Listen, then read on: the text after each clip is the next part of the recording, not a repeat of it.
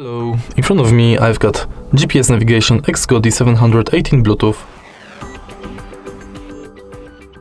In this video I will show you how to find and manage route settings for navigation. In the beginning, let's go to navigation.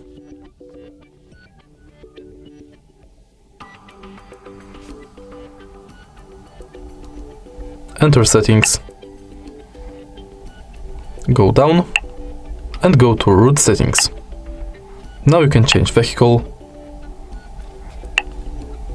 change navigation mode, change route planning method,